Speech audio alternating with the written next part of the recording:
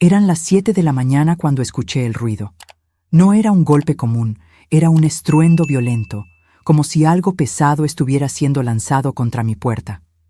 Me levanté asustada y por la mirilla vi a mi hijo Emilio sosteniendo una mandarria, mazo. A su lado, mi nuera Fabiola gritaba mi nombre con una rabia que nunca había visto antes.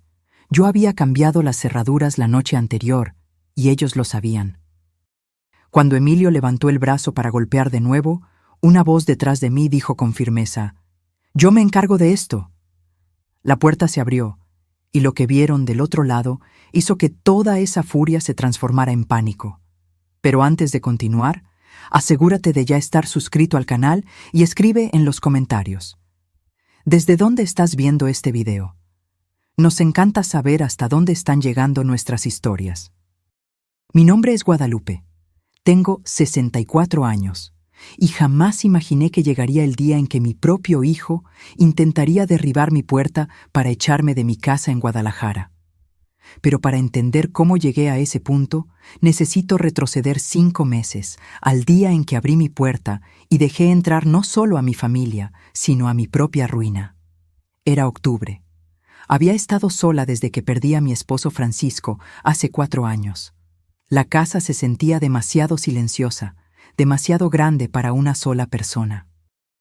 Cuando Emilio me llamó diciendo que había perdido su trabajo y necesitaba un lugar para quedarse, mi corazón se llenó de esperanza. Finalmente tendría compañía. Volvería a haber vida dentro de estas paredes. Llegó un jueves con Fabiola y sus 2 hijos, Luis de 10 años y Sofía de 7. Traían maletas, cajas, muchísimas cosas. «Solo es temporal, mamá», me aseguró Emilio con un abrazo apretado. «Solo hasta que me reubique en el mercado laboral. 3 meses a lo sumo». Arreglé las habitaciones con cariño. Puse sábanas nuevas, toallas frescas, hasta compré juguetes para los niños. Había visto a mis nietos crecer a la distancia, en visitas rápidas y espaciadas. Ahora tendría la oportunidad de estar presente de verdad. O al menos eso creía. Las primeras semanas fueron buenas. Cocinaba para todos, jugaba con los niños en el patio, ayudaba a Sofía con su tarea.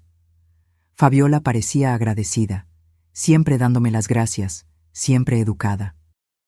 Emilio salía temprano a buscar empleo y regresaba cansado por la noche. No me importaba encargarme de todo. Al fin y al cabo, eran mi familia. Pero entonces comenzaron los pequeños cambios. Fabiola reorganizó la cocina sin preguntarme. «Es que es más práctico así, Guadalupe», me explicó con una sonrisa. Lo dejé pasar. Cambió los muebles de la sala, diciendo que necesitaba más espacio para que los niños jugaran. El sofá de Francisco, donde solía leer el periódico los domingos, terminó en la cochera. «Está muy viejo, Guadalupe. Es malo para la espalda de los niños». Me tragué el dolor y acepté. Eran mis nietos, mi familia viviendo conmigo. Podía hacer ese sacrificio. Fue en el segundo mes que las cosas cambiaron de verdad. Fabiola empezó a traer a sus amigas a almorzar a casa sin avisarme. Ocupaban mi sala, se reían fuerte, dejaban desorden. Una vez escuché a una de ellas comentar: «¿Qué casa tan grande, Fabiola? Debe valer una fortuna aquí en este barrio de Polanco». Mi nuera solo sonrió y respondió: «Pues sí, algún día será nuestra». Esas palabras me helaron, pero traté de ignorarlas. Seguramente era solo una manera de hablar, nada más. Emilio seguía sin conseguir trabajo. Decía que estaba difícil, que el mercado estaba parado. Le ofrecí ayuda, dinero para que tomara cursos, actualizara su currículum. Siempre aceptaba, pero nunca veía ningún resultado. Comencé a darme cuenta de que dormía hasta tarde. Pasaba las tardes viendo la televisión. No parecía muy preocupado por reubicarse. En el tercer mes, Fabiola me pidió dinero. «Guadalupe, necesito 50,000 pesos para una cirugía de emergencia. Es de mi padre. Tiene un problema en el corazón». Lloró tanto, parecía tan desesperada, que no dudé. Fui al banco el mismo día y saqué el dinero de mis ahorros. 2 semanas después, vi a Fabiola con un celular nuevo, carísimo. Cuando le pregunté, me dijo que era un regalo de una amiga. No le creí, pero no dije nada. No quería crear conflicto. Fue mi vecina doña Remedios quien plantó la primera semilla de duda real. Me encontró en el supermercado y con esa manera cuidadosa de quien teme herir, dijo: «Guadalupe, vi a tu nuera ayer en el centro comercial. Estaba con bolsas de tiendas caras, riendo con sus amigas. Y me enteré de que su padre murió hace 3 años. No puede estar enfermo». Sentí que el suelo desaparecía bajo mis pies. Volví a casa en silencio, con esa información martillando en mi cabeza. Me había mentido. Había inventado la enfermedad de un padre muerto para sacarme dinero. Esa noche esperé a que llegara Emilio. Necesitaba hablar con mi hijo, necesitaba que me dijera que había un malentendido. Emilio, sobre ese dinero que le di a Fabiola para la cirugía de su padre. Ni siquiera me dejó terminar. «¿Y qué tiene, mamá? Nos ayudaste, te lo agradecemos». «¿Pero su padre no murió hace años?». El silencio que siguió fue pesado como plomo. Emilio me miró con una expresión que nunca había visto antes: irritación, impaciencia. «Mamá, no inventes cosas. Fabiola necesita el dinero y tú lo tienes. ¿Cuál es el problema?». Traté de argumentar, decir que me sentía engañada, pero me interrumpió. «Mira, mamá, estamos en una situación difícil aquí. Tienes esta casa enorme, esta vida cómoda, ¿y no puedes ayudar a tus propios nietos? ¿No puedes ayudar a tu propio hijo?». La culpa me invadió como una ola. ¿Tenía razón? ¿Estaba siendo egoísta? Yo tenía tanto y ellos estaban pasando dificultades. Tal vez estaba exagerando, siendo paranoica.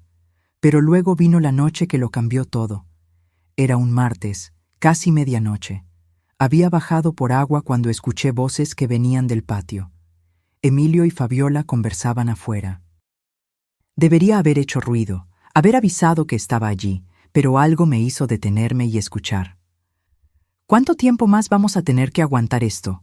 Era la voz de Fabiola, llena de irritación. «Esta vieja siempre está encima de nosotros, siempre vigilando todo». «Tranquila, amor, solo un poco más», respondió Emilio, y mi corazón comenzó a latir más rápido. Esa era la voz de mi hijo, pero el tono era el de alguien que no conocía. «Ya deberíamos haber hecho que te pasara la casa a tu nombre. Está vieja, sola, un juez aceptaría fácilmente que necesitas cuidarla». Sentí mis piernas temblar, pero seguí escuchando, paralizada. «Lo sé», continuó Emilio, «pero tiene que ser en el momento adecuado. Si nos apresuramos, desconfía. Déjame seguir trabajándola un poco más. En 2 meses firmará todo lo que queramos. ¿Y después? Después la metemos en un asilo barato y vendemos esta casa. Aquí vale fácilmente unos 5 millones de pesos. Nos da para comprar un apartamento nuevo y hasta sobra». No pude escuchar más. Mi cuerpo entero temblaba. Volví a mi habitación sin hacer ruido, cerré la puerta con llave y me senté en la cama, tratando de procesar lo que acababa de escuchar. Mi hijo, el bebé que llevé en mi vientre, el niño que crié sola después de que su padre se fue, el joven al que ayudé a pagar la universidad trabajando en 2 empleos, estaba planeando robarme. No dormí esa noche. Me quedé mirando el techo, las fotos de Francisco en la pared, toda la vida que construí en esa casa, y entendí que tenía 2 opciones. Podía hacerme la víctima, llorar y aceptar mi destino, o podía luchar. Francisco siempre me decía que yo era demasiado fuerte para darme cuenta. «Guadalupe, has sobrevivido a tantas cosas en la vida. Nunca subestimes tu propia fuerza». Tenía razón.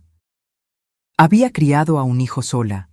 Había trabajado años como costurera para darle educación a Emilio. Había cuidado de Francisco durante su enfermedad hasta el último día. No era débil. Simplemente lo había olvidado. A la mañana siguiente, actué con normalidad. Hice café, preparé el desayuno, sonreí a todos. Pero por dentro estaba cambiada. Veía todo con ojos diferentes ahora. Veía cómo Fabiola miraba mi casa como si ya fuera suya. Veía cómo Emilio evitaba mi mirada, como si supiera que estaba haciendo algo mal, pero no le importara lo suficiente como para detenerse. Esperé hasta que todos salieron. Fabiola había llevado a los niños a la escuela.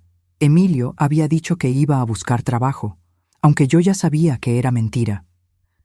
Tomé mi bolso y fui al centro de la ciudad de Monterrey. Necesitaba ayuda y sabía exactamente a quién buscar. El licenciado Benito Campos era abogado desde hacía más de 30 años. Él había manejado el inventario cuando Francisco murió, me había ayudado con el papeleo de la casa. Era un hombre serio, confiable, discreto. Cuando entré en su despacho, me saludó con una cálida sonrisa. «Doña Guadalupe, qué grata sorpresa. ¿Cuánto tiempo? Siéntese, por favor». Me senté, y por primera vez desde que había escuchado esa conversación, me vinieron las lágrimas. Le conté todo. La mudanza a mi casa, las mentiras, el dinero robado y finalmente la conversación que había escuchado en el patio. El leak. Benito escuchó todo en silencio, tomando notas, su rostro cada vez más serio. Cuando terminé, suspiró profundamente. «Doña Guadalupe, lo que su hijo está planeando se llama apropiación indebida o abuso patrimonial de adulto mayor. Es un delito según la ley. Si logra que usted firme la transferencia de la casa bajo coacción o engaño, puede ser procesado penalmente». «No quiero demandar a mi hijo», dije inmediatamente. «Solo quiero proteger lo que es mío». «Entiendo, entonces haremos algo diferente». Tomó una carpeta y comenzó a explicarme. «Vamos a crear un blindaje legal. Voy a preparar documentos que colocan su casa en un fideicomiso, un tipo de protección jurídica. Usted sigue viviendo aquí, sigue siendo la dueña, pero nadie puede quitarle la casa o hacer que la transfiera sin mi autorización como su abogado, ni siquiera su hijo. ¿Y si intentan obligarme a firmar algo? No valdrá de nada. La casa estará legalmente protegida. Además», se inclinó hacia adelante, «le recomiendo que cambie las cerraduras. Es su casa, tiene todo el derecho, y si su hijo intenta entrar por la fuerza, estará cometiendo allanamiento de morada». La idea de cambiar las cerraduras me dio un nudo en el corazón. Era como cerrarle la puerta a mi propio hijo. Pero luego recordé sus palabras en el patio. «Después la metemos en un asilo barato». Él ya me había cerrado la puerta primero. «¿Cuánto tiempo se tarda en preparar esos documentos?», pregunté. «Una semana, pero, doña Guadalupe, hay algo importante». Me miró a los ojos. «Necesitará pruebas de esa conversación que escuchó, de sus planes, porque si esto llega a la justicia, su palabra contra la de ellos puede no ser suficiente». Fue entonces cuando recordé algo. Mi celular tenía una aplicación de grabación que mi amiga me había mostrado meses atrás. Nunca la había usado, pero seguía allí. ¿Puedo grabar sus conversaciones? Si es en su propia casa, sí, es legal, y puede ser la diferencia entre conservar su casa o perderla. Salí del despacho con un plan. En los próximos días actuaría como si nada hubiera pasado. Sería la madre preocupada, la abuela cariñosa, la vieja ingenua que ellos creían que era. Pero por dentro estaría preparando mi defensa. Cuando llegué a casa, todos ya estaban allí. Fabiola estaba en la cocina haciendo un jugo. ¿Dónde estaba Guadalupe? Estábamos preocupados. Mentí con una facilidad que me sorprendió. Fui al médico, mi hija. Exámenes de rutina. «Ah, qué bueno. La salud es lo primero». Ella sonrió, pero sus ojos estaban fríos. Ya no me engañaban más. Esa noche puse mi celular a grabar y lo dejé escondido en la sala. Me fui a dormir temprano, o al menos fingí que lo hice. Me quedé en mi habitación con la puerta entreabierta, esperando. Alrededor de las 11, escuché a Emilio y Fabiola bajar. Se sentaron en la sala, justo donde estaba mi teléfono escondido detrás de un florero, y comenzaron a conversar. Mi corazón latía tan fuerte que tenía miedo de que lo escucharan desde la planta baja. «¿Viste lo rara que está?», dijo Fabiola. «Desde ayer está diferente». «Relájate, no sospecho nada. Es solo la edad. Estas viejas se ponen medio paranoicas». «Me estoy cansando, Emilio. ¿Cuánto tiempo más vamos a tener que fingir que nos agrada? Escuché a mi hijo reír. Una risa baja, cruel. Poco tiempo. La semana que viene voy a empezar a hablar sobre cómo sería mejor que tuviera todo organizado a nombre de alguien más joven, por seguridad. Voy a hablar sobre accidentes, sobre que se enferme. Voy a sembrar el miedo en ella. ¿Y si no acepta? Aceptará. ¿No viste cómo se puso cuando le dije que era egoísta? Se sintió culpable al instante. Es solo apretar los botones correctos. Es débil, siempre lo ha sido. Tuve que contener las lágrimas que querían caer. No podía hacer ruido, no podía dejar que supieran que estaba escuchando. Pero cada palabra era una puñalada. ¿Y después? Insistió Fabiola. ¿Después de que tengamos la casa? ¿Después? Después le hacemos firmar un documento diciendo que quiere ir a una casa de reposo. Voluntariamente. Así no hay nada que pueda acusarnos. Estará bien cuidada, con comida y techo. Y nosotros finalmente podremos vivir la vida que merecemos. Esta casa vale tanto, suspiró Fabiola. Podemos hacer tantas cosas con ese dinero. Exacto. Y ella ya vivió suficiente. Tuvo su matrimonio, crió a su hijo, disfrutó de la vida. Ahora es nuestro turno. No pude aguantar más. Volví a mi cuarto sin hacer ruido, recuperé mi celular y escuché la grabación.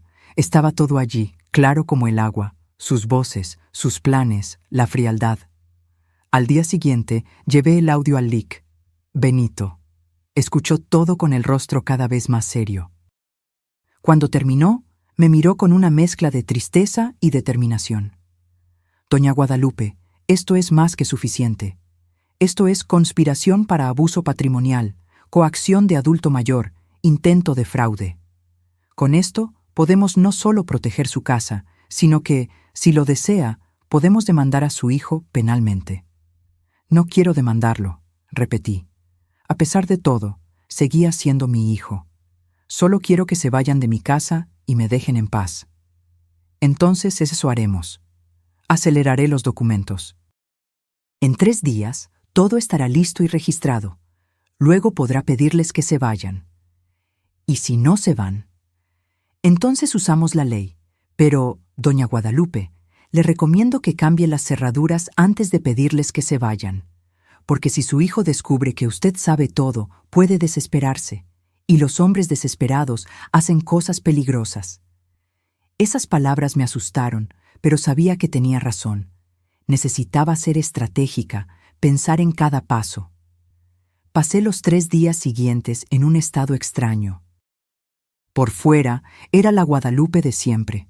Cocinaba, limpiaba, jugaba con mis nietos, pero por dentro me estaba preparando para la guerra.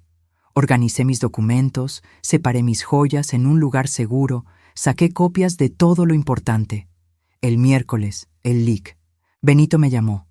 Está listo. Puede venir a firmar esta tarde. Inventé una excusa cualquiera sobre ir al banco y salí. En su despacho firmé página tras página. Documentos que colocaban mi casa en un fideicomiso irrevocable, que me nombraban como beneficiaria vitalicia, que impedían cualquier transferencia sin la autorización expresa del abogado. Cuando terminamos, me entregó una carpeta gruesa. Estos son sus documentos.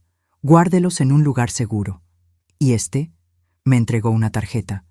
Es el contacto de un cerrajero de confianza. Puede ir a su casa esta noche, después de que todos duerman. Cambiará todas las cerraduras sin hacer ruido. Miré esa tarjeta. Era real. De verdad iba a hacer esto. Iba a encerrar a mi hijo fuera de mi propia casa. Una parte de mí se sentía monstruosa, pero luego recordé su risa en la grabación. Su plan de tirarme a un asilo. Gracias, Lic, Benito, por todo. Doña Guadalupe, usted está haciendo lo correcto, y si me necesita para cualquier cosa, estaré aquí. Por cierto, dudó. Cuando les pida que se vayan, me gustaría estar allí, como testigo, y para asegurar que todo se haga legalmente. Estuve de acuerdo. Tener a alguien a mi lado me hacía sentir menos sola. Esa noche esperé a que todos durmieran. Alrededor de la medianoche llegó el cerrajero.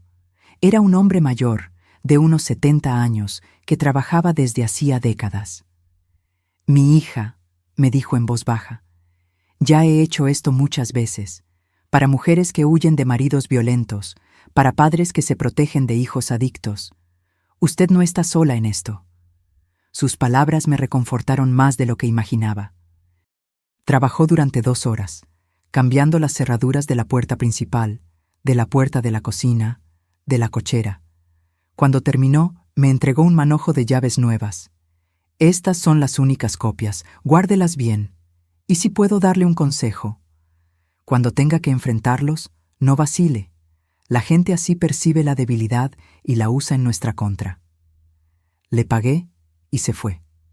Me quedé sola en la sala, sosteniendo esas llaves, sabiendo que acababa de cruzar una línea de la que nunca podría volver. Pero no me arrepentí. A la mañana siguiente, llamé al LIC. «Benito, ¿puede venir mañana, viernes? ¿Temprano en la mañana? ¿A qué hora?» 6:30, antes de que se despierten. Entre por la puerta trasera, la dejaré abierta, y quédese adentro hasta que lo llame. Entendió de inmediato. «Perfecto. Llevaré los documentos y un notificador, solo por precaución». Cuando colgué, sentí una mezcla de miedo y alivio. Iba a terminar. De una forma u otra, el viernes todo iba a acabar. Pasé ese día entero nerviosa. Fabiola lo notó. «Guadalupe, está pálida. ¿Se siente mal?» «Solo un poco cansada, mi hija. Nada serio». La noche del jueves al viernes no pegué ojo. Me quedé esperando que pasara el tiempo, minuto a minuto. A las 6 de la mañana ya estaba de pie, arreglada, con café recién hecho. A las 6:20 escuché la puerta trasera abrirse despacio. Era el LIC. Benito con otro hombre de traje, el notificador. Los dejé entrar, les ofrecí café. Nos quedamos allí, en la cocina, esperando. Mi corazón latía desbocado. ¿Saldría bien? ¿Entendería mi hijo? ¿O intentaría algo peor? A las 6:30 en punto, escuché el primer ruido. Pasos apresurados en el piso de arriba, una puerta abriéndose, Fabiola gritando algo. Luego, pasos bajando las escaleras corriendo. Mi hijo y mi nuera aparecieron en la sala aún en pijama, pero ya furiosos. Cuando me vieron sentada tranquilamente en el sofá, Emilio frunció el ceño. «Mamá, la cerradura de la puerta principal está diferente. Mi llave no funciona». «Lo sé, hijo. Cambié las cerraduras anoche». El silencio que siguió fue pesado. Fabiola fue la primera en explotar. «¿Qué hizo, señora? ¿Cómo que cambió las cerraduras?» «Las cambié. Es mi casa. Puedo hacer lo que quiera en ella». Emilio dio un paso adelante. Sus ojos eran diferentes. Había algo salvaje en ellos. «Mamá, esto no tiene sentido. ¿Por qué haría algo así? Vivimos aquí. Vivían aquí, hasta hoy. Quiero que se vayan». «Listo», estaba dicho. Las palabras que había ensayado mentalmente cientos de veces finalmente habían salido de mi boca, y no había vuelta atrás. Fabiola soltó una risa incrédula. «Está bromeando, ¿verdad? ¿A dónde vamos a ir?» «Ese ya no es mi problema». Emilio se acercó más. Su rostro estaba rojo de rabia. «Mamá, no sé qué le pasó, pero no nos vamos a ir a ninguna parte. Esta casa es tanto mía como suya. Me va a dar las llaves nuevas ahora». «No lo haré». «Sí lo hará». Avanzó en mi dirección y por un segundo sentí miedo real. Pero entonces la voz detrás de mí habló, firme y clara. «No lo hará». Emilio se congeló. Sus ojos se dirigieron detrás de mí hacia la puerta de la cocina donde el LIC. Benito y el notificador acababan de aparecer. El color se desvaneció de su rostro. «¿Quiénes son ustedes?», chilló Fabiola. «Soy el licenciado Benito Campos, abogado de doña Guadalupe, y este es el notificador Arturo Juárez. Estamos aquí para asegurar que sus derechos sean respetados». El LIC. Benito caminó hacia la sala con su maletín, posicionándose a mi lado. Su simple presencia cambió toda la energía del ambiente. Tenía esa autoridad tranquila de quien había visto todo en la vida y no se impresionaba con nada. «Buenos días, Emilio. Fabiola». Habló con educación, pero firmeza. «Vengo a informarles que, a partir de hoy, ya no tienen permiso legal para permanecer en esta propiedad. Doña Guadalupe está ejerciendo su derecho de pedirles que desalojen su casa». «¡Esto es absurdo!», gritó Emilio. «No puede echarnos así, de la nada». «De hecho, sí puede. Esta es su casa. Estaban aquí como invitados, y ella está revocando esa invitación». Fabiola cambió de táctica de inmediato. Las lágrimas comenzaron a rodar. «Guadalupe, ¿qué hicimos? Por favor, no nos haga esto. No tenemos a dónde ir. ¿Y los niños?». Esa mención a los niños casi me quiebra, pero luego recordé su plan.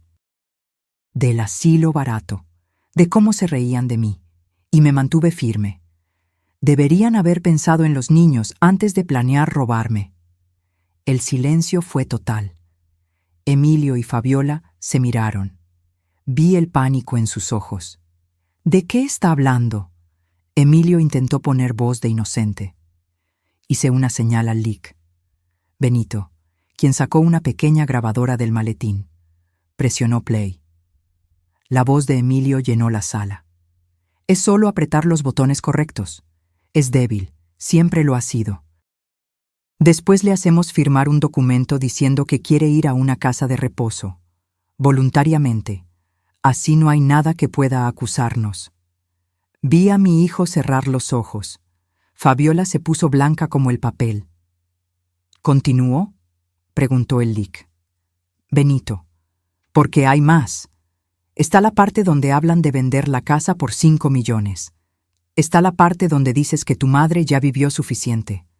Hay bastante aquí. Mamá». Emilio intentó acercarse, pero el notificador dio un paso adelante, bloqueándolo. «No», dije. Mi voz salió más firme de lo que esperaba. «No me llames mamá. Perdiste ese derecho cuando planeaste tirarme a un asilo y quedarte con todo lo que tu padrastro y yo construimos. Yo no iba a hacer eso.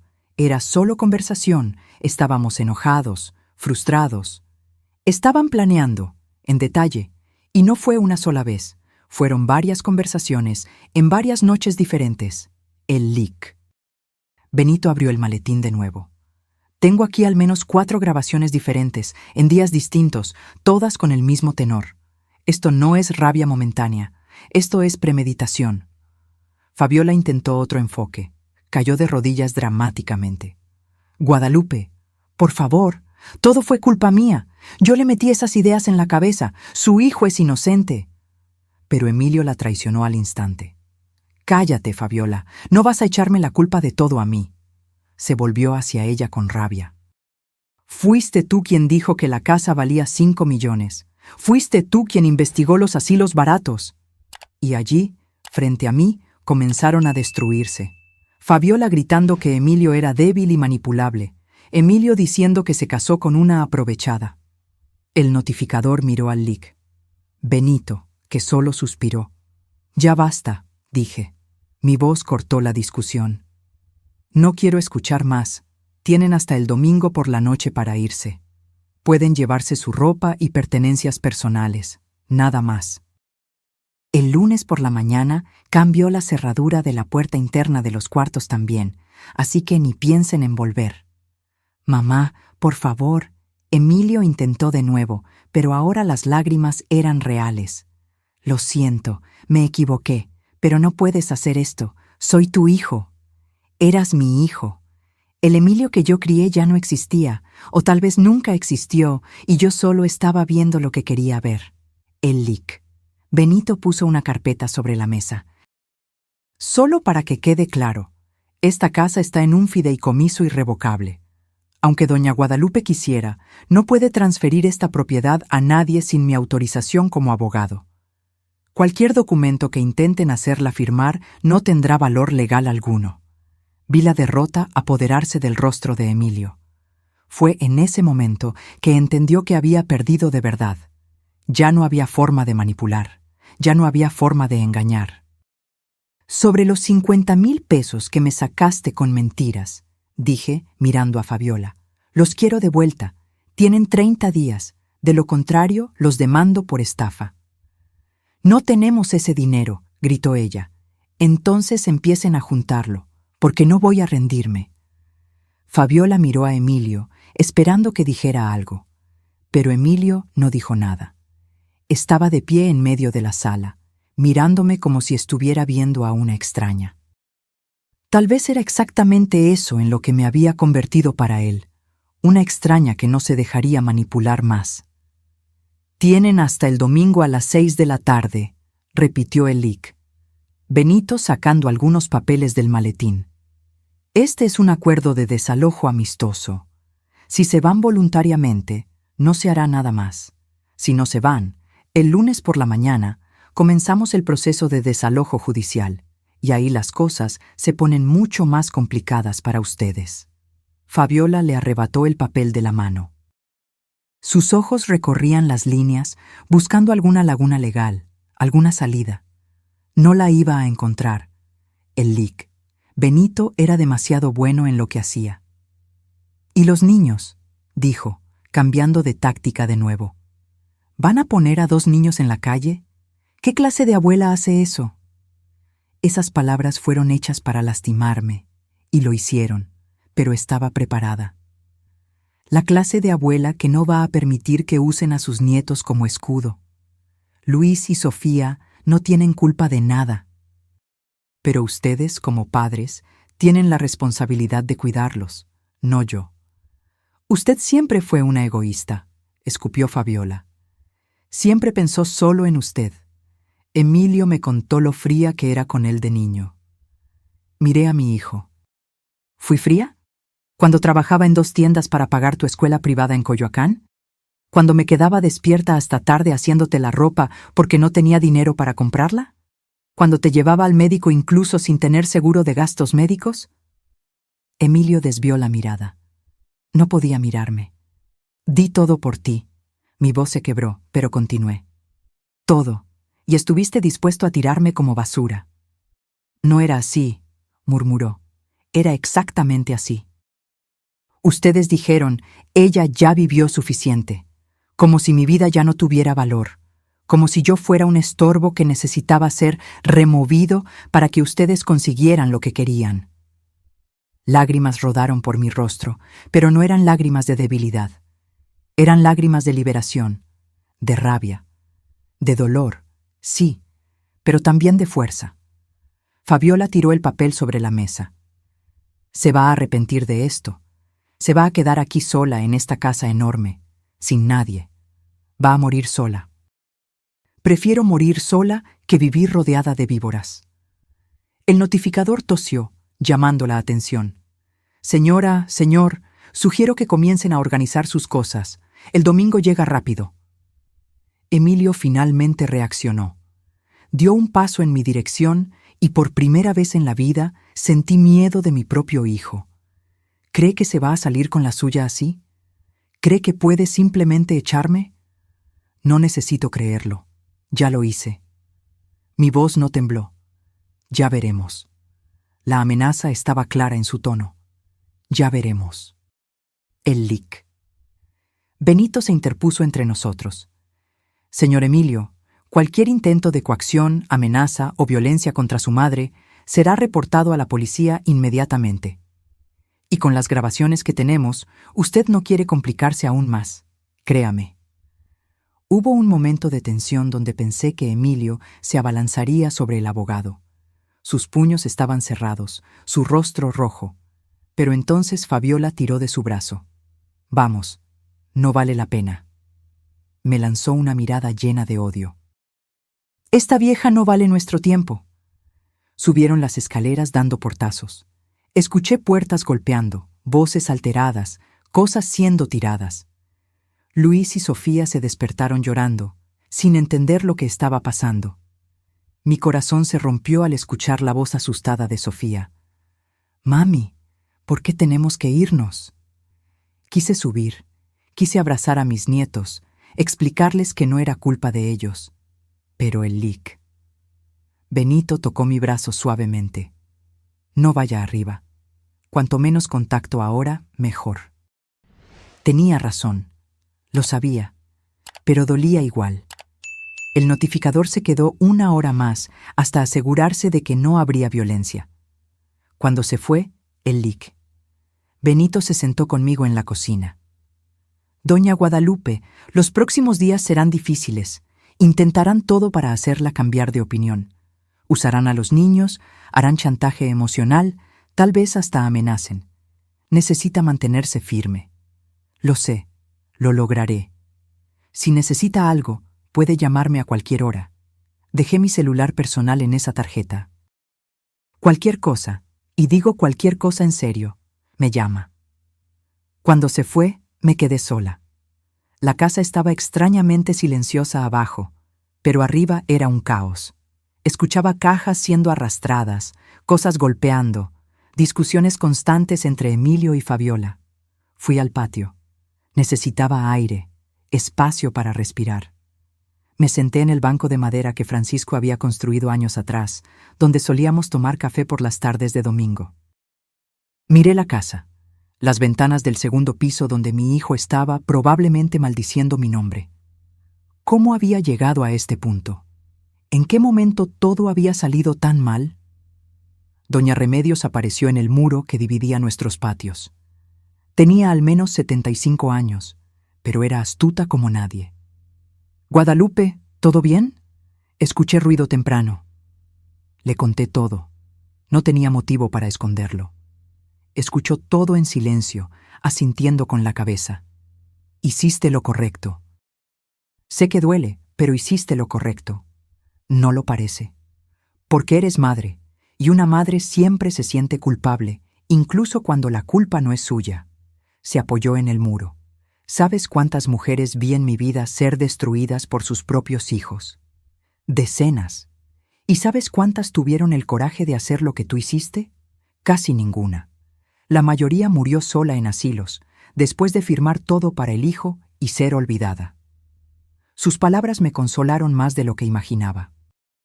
Ahora aguanta estos días, no flaquees, y cuando se vayan, reconstruyes tu vida, porque aún tienes tiempo, Guadalupe, tienes mucha vida por delante. Los 2 días siguientes fueron los peores de mi vida, peor incluso que cuando Francisco murió, porque al menos en su muerte había amor, había luto legítimo. Aquí había traición, rabia, resentimiento. Emilio apenas me hablaba. Cuando nos cruzábamos en la casa, desviaba la mirada. Pero Fabiola atacaba siempre que tenía oportunidad. Debe estar feliz, ¿verdad? Se va a quedar con su casa grande solo para usted. Espero que valga la pena cuando se esté muriendo sola aquí. Yo no respondía. Había aprendido que responder solo alimentaba la pelea. El sábado por la mañana, Luis bajó a la cocina. Tenía los ojos rojos de tanto llorar. Mi corazón se encogió. «Abuela, ¿por qué nos está haciendo esto?» Me arrodillé frente a él, sostuve sus pequeñas manos. «Luis, mi amor, no es contigo, nunca fue contigo o con Sofía. No hicieron nada malo. Pero vamos a tener que cambiar de escuela. Mami dijo que vamos a vivir lejos. Lo sé, mi ángel, y lo siento mucho, pero esto es algo entre adultos, de lo que no tienes que preocuparte. Papi dijo que usted es mala, que está siendo egoísta». Aquello dolió más que cualquier cosa que Fabiola había dicho. Emilio estaba poniendo a mis nietos en mi contra. Un día lo entenderás, Luis. Cuando seas mayor, entenderás que a veces necesitamos protegernos, incluso de las personas que amamos. Fabiola apareció en la puerta. «Luis, ven aquí. No hables con ella». El niño me miró con confusión antes de obedecer. Lo vi subir las escaleras despacio, arrastrando los pies, y una vez más, tuve que tragarme las lágrimas y mantenerme firme. El domingo llegó pesado, gris, amenazando lluvia. Comenzaron a cargar sus cosas temprano. Había un auto de un amigo de ellos estacionado enfrente. Cajas, maletas, bolsas, todo siendo puesto en la cajuela, en el asiento trasero, amarrado en el toldo. Los niños estaban callados, asustados. Sofía me vio por la ventana y saludó con la mano, tímidamente. Le devolví el saludo, sintiendo mi corazón hacerse pedazos. A las 5:30, casi todo estaba fuera. Fabiola pasó junto a mí cargando una última caja. Se detuvo, me encaró. ¿Sabe lo que es? Una vieja amargada que va a morir sola. Y cuando muera, ¿sabe quién va a heredar esta casa de todos modos? Nosotros, porque usted no tiene a nadie más. De hecho, dije tranquilamente, la casa irá a mis nietos cuando cumplan 25 años. Está en el testamento. Ustedes no verán ni un centavo. Su rostro se puso morado de rabia. Por un segundo pensé que me iba a atacar físicamente, pero ella simplemente tiró la caja al suelo con fuerza, rompiendo lo que sea que hubiera dentro, y se fue pisando fuerte. A las 6 en punto, estaban listos para irse. Emilio dio una última vuelta por la casa, como si estuviera grabando todo en su memoria. Cuando pasó junto a mí, se detuvo. Se va a arrepentir de esto. No lo haré. Sí lo hará, porque va a envejecer sola en esta casa, y cuando necesite a alguien, no tendrá a nadie. Sus preciosos nietos se olvidarán de usted, y va a morir sola, igual que murió Francisco. Esa mención a Francisco, a mi esposo, fue demasiado. Sentí la rabia subir por mi garganta. Francisco murió rodeado de amor, murió con dignidad, con respeto, y si muero sola, al menos moriré libre. Libre de mentiras, de manipulación, de gente que solo me quiere por interés. Emilio me miró por un largo segundo más, luego se giró y se fue. No se despidió, no dijo nada más. Simplemente se subió al auto y se marchó. Me quedé en la puerta, viendo el auto desaparecer en la esquina. La lluvia comenzó a caer, leve primero, luego más fuerte. Y me quedé allí, dejando que el agua mojara mi rostro, se mezclara con mis lágrimas. Cuando finalmente entré y cerré la puerta, la casa estaba en silencio absoluto, un silencio diferente. Ya no era el silencio pesado de antes, lleno de tensión y mentiras. Era un silencio limpio. Vacío, sí, pero limpio. Caminé por la casa despacio. La sala donde Fabiola había cambiado todo estaba desordenada, con marcas en el suelo donde los muebles habían sido arrastrados. El cuarto donde dormían tenía basura esparcida, cosas rotas a propósito. Era como si hubieran dejado destrucción como última venganza, pero no me importó. Podía limpiar, podía arreglar, podía reconstruir. Fui a mi cuarto, me senté en la cama y por primera vez en meses respiré hondo sin sentir un peso en el pecho. Doña Remedios apareció por la puerta trasera 1 hora después, con un plato de comida. Me imaginé que no tendrías ánimo para cocinar. Comimos juntas en la cocina, en silencio la mayor parte del tiempo. No necesitaba palabras. Ella entendía. La semana siguiente fue extraña. La casa parecía demasiado grande, demasiado silenciosa. Me despertaba por la mañana y por un segundo olvidaba que se habían ido. Preparaba café para 4 personas antes de recordar que estaba sola. Comencé a limpiar la casa de verdad. Tiré todo lo que Fabiola había dejado, todos los cambios que ella había hecho. Volví a colocar mis muebles en sus lugares originales. Colgué las fotos de Francisco de vuelta en las paredes. Poco a poco, la casa volvió a ser mía. El LIC. Benito llamaba todos los días. ¿Cómo está, doña Guadalupe? ¿Necesita algo? Estoy bien, mejor de lo que imaginaba. ¿Y sobre el dinero? ¿Se pusieron en contacto? No, y no lo harán, lo sé. Entonces comenzaré el proceso legal la próxima semana. ¿Está segura? Pensé por un momento. ¿De verdad quería demandar a mi hijo? Pero luego recordé. No se trataba de castigo, se trataba de justicia, se trataba de demostrar que las acciones tienen consecuencias. Estoy segura. En la segunda semana comencé a salir más. Volví al grupo de costura que había abandonado cuando se mudaron. Las mujeres me recibieron con abrazos, con preguntas, con apoyo. Muchas de ellas tenían historias parecidas, hijos que habían intentado aprovecharse, familias que las trataban mal. «Fuiste valiente», dijo doña Teresa, una señora de 80 años que cosía como nadie. Mucha gente no tiene ese coraje. Fue a través del grupo que conocí a Mari Carmen. Tenía 60 años, también era viuda y acababa de pasar por algo similar con una hija. Nos hicimos amigas rápidamente. Empezó a venir a casa, veíamos películas, cocinábamos juntas, conversábamos durante horas. ¿Sabes qué me di cuenta?, me dijo una tarde, mientras tomábamos té en mi patio. Pasamos tanto tiempo definiendo nuestra identidad a través de ser madre, ser esposa, ser abuela, que olvidamos quiénes éramos debajo de todo eso. Tenía razón. Yo había sido Guadalupe la esposa, Guadalupe la madre, pero ¿quién era solo Guadalupe? Comencé a descubrirlo. Volví a pintar, algo que no hacía desde antes de casarme. Compré lienzos, pinturas, pinceles. No era buena, pero no importaba. Era solo mío, algo que hacía por placer, no por obligación. Adopté un perro. Un mestizo de la calle que doña Remedios había encontrado herido. Lo llamé Valiente. Dormía en mi cama, me acompañaba por la casa, se sentaba en el patio mientras yo pintaba. Era compañía sin exigencias, amor sin condiciones. En el tercer mes, después de que se fueron, recibí una llamada. Número desconocido. ¿Aló? ¿Abuela?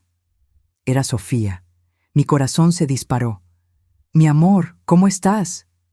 Yo, abuela, quería pedirte disculpas por lo que hicieron mi papá y mi mamá. Escuché las cosas que decían. Debí habértelo contado. No, mi ángel, no era tu responsabilidad. Se divorciaron, ¿sabes? Mi mamá se fue. Dijo que mi papá era débil, que merecía algo mejor. Y mi papá está diferente. Está amargado, enojado todo el tiempo. Sentí una punzada de tristeza, pero no de culpa. Emilio había tomado sus decisiones. Estaba cosechando lo que sembró. ¿Y tú y Luis? Estamos viviendo con mi papá en un apartamento pequeño en Ecatepec. No está mal, pero... dudó. Te extrañamos, abuela. Las lágrimas vinieron. Yo también los extraño, muchísimo. ¿Podemos visitarte uno de estos días?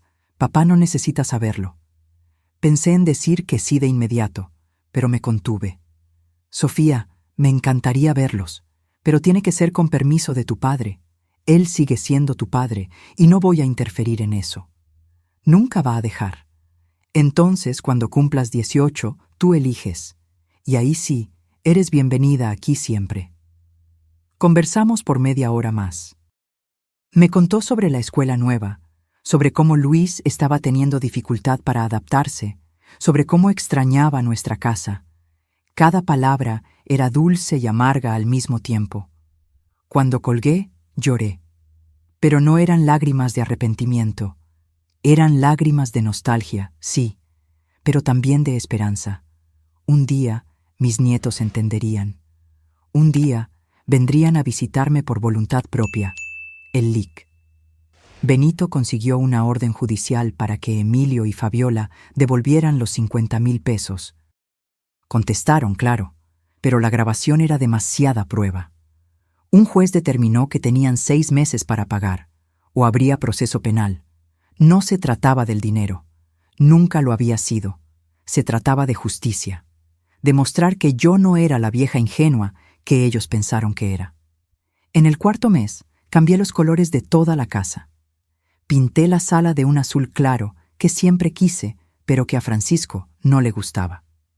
Cambié las cortinas por unas modernas, ligeras. Compré plantas, muchas plantas, y transformé un rincón del patio en un jardín pequeño, pero lleno de flores. Mari Carmen me ayudó. Doña Remedios también. Hubo un día que había 5 mujeres aquí en casa, todas de nuestra edad, pintando, riendo, contando historias. Fue uno de los días más felices que tuve en años. Hoy, 6 meses después de ese domingo lluvioso, me despierto, y lo primero que veo es a Valiente durmiendo a los pies de la cama. La segunda cosa es la luz del sol entrando por la ventana, iluminando la pared azul que elegí. Y la tercera cosa es la sensación de paz. No es una paz perfecta. Aún hay días que pienso en Emilio, que me pregunto cómo está, si está bien. Aún extraño a mis nietos, aún duele, Probablemente siempre dolerá un poco, pero es un dolor diferente. No es el dolor de estar siendo usada, manipulada, engañada. Es el dolor del luto. Del luto por una relación que murió, por una versión de mi hijo que tal vez nunca existió realmente. Mari Carmen viene a almorzar hoy. Vamos a probar una receta nueva que encontró en internet. Luego, vamos al cine en Cancún. Hay una sesión vespertina de una película francesa que queremos ver. Mañana tengo clase de pintura. El jueves, el grupo de costura. El viernes, voy a cenar fuera con 3 amigas que hice recientemente. Todas viudas, todas redescubriendo quiénes son después de años definidas por sus relaciones. Mi vida no es perfecta, no está llena de familia y nietos como imaginé que estaría a esta edad, pero es mía, completa, totalmente mía, y hay valor en eso, hay dignidad en eso. El otro día estaba en el supermercado cuando vi a una mujer más joven, de unos 50 años, siendo maltratada por su hija adulta delante de todo el mundo. La hija gritaba, llamaba a la madre carga muerta, decía que estaba cansada de mantenerla. Me acerqué a la mujer cuando la hija se fue. «Señora, ¿está bien?» Estaba llorando. «No tengo a dónde ir. Mi hija es todo lo que tengo». Le di mi tarjeta. Sí, mandé a hacer tarjetas de presentación con mi nombre y teléfono. Si necesita hablar, llámeme. A veces necesitamos recordar que tenemos opciones. No sé si llamará, pero planté la semilla. Al igual que doña Remedios, plantó en mí cuando dijo que había hecho lo correcto. Ayer recibí un correo electrónico de Sofía. Creó un correo electrónico secreto solo para hablar conmigo. Me cuenta sobre la escuela, sobre sus amigos, sobre la vida. Le respondo siempre, con cariño, con apoyo. Un día, cuando cumpla 18, estaré aquí esperando. Luis todavía no habla conmigo. Es más joven, más influenciado por su padre. Pero tengo esperanza. Esperanza de que un día él también entenderá. Emilio envió un mensaje hace 2 semanas a través del abogado. Decía que había conseguido un buen trabajo, que estaba pagando las cuotas del dinero y que un día le gustaría hablar conmigo, personalmente, para disculparse de verdad. Aún no le he respondido. No sé si lo haré. Una parte de mí quiere creer que ha cambiado, pero la parte que aprendió a protegerse me dice que espere, que vea las acciones, no solo las palabras. Tal vez un día, tal vez. Por ahora, estoy bien aquí. En mi casa, que volvió a ser mía, con mis paredes azules, mis plantas, mi perro, mis amigas, con mi vida, que estoy reconstruyendo pedazo a pedazo. Alguien me preguntó el otro día si me arrepiento. Si no habría sido más fácil simplemente aceptar, pasar la casa a Emilio, ir al asilo, mantener la paz. Miré a la persona y respondí con honestidad. ¿Más fácil? Sí. ¿Mejor? Nunca. Porque hay cosas que no tienen precio. La dignidad no tiene precio. El respeto propio no tiene precio. El derecho de vivir sus últimos años con paz, sin miedo, sin manipulación, eso no tiene precio. Podría haber elegido el camino fácil. Podría haber dejado que me convencieran, haber firmado los papeles, haber terminado mis días en un asilo barato, mientras ellos vendían todo lo que Francisco y yo construimos. Pero no elegí eso. Elegí luchar. Elegí defenderme. Y sí, perdí a mi hijo en ese proceso. Perdí el contacto con mis nietos, al menos por ahora. Pero gané algo mucho más importante. Me gané a mí misma de vuelta. Gané el derecho de despertar por la mañana sin miedo, de mirarme al espejo y ver a una mujer fuerte, no a una víctima, de saber que pase lo que pase, puedo contar conmigo misma. Y al final, tal vez sea eso lo que importa. No cuántas personas hay a tu alrededor, sino si puedes mirarte al espejo y respetar a quien ves allí. Yo puedo. Finalmente, después de tantos años, puedo. La puerta que mi hijo intentó derribar esa mañana de marzo no era solo una puerta de madera. Era una puerta simbólica, la puerta de mi vida, de mi dignidad, de mi derecho a existir sin ser usada. Y cuando esa puerta se cerró con ellos afuera, Otra puerta se abrió, la puerta de mi nueva vida, una vida que aún estoy descubriendo, aún estoy construyendo, pero que es mía de verdad. Así que sí, dolió, aún duele a veces, pero valió la pena. Cada segundo de dolor valió la pena por la paz que tengo ahora. Y si alguien está leyendo esto, alguien pasando por algo similar, quiero que sepa, no está sola. Hay otras mujeres como yo, como usted, redescubriendo su fuerza. Y sí, da miedo. Sí, va a doler. Pero del otro lado del dolor hay libertad. Y la libertad, mi amiga, no tiene precio. Ahora, si te gustó esta historia, haz clic en suscribirse y dime en los comentarios qué parte te dejó con la boca abierta. Ah, y no olvides hacerte miembro para tener acceso a videos exclusivos que no publico aquí. Te espero.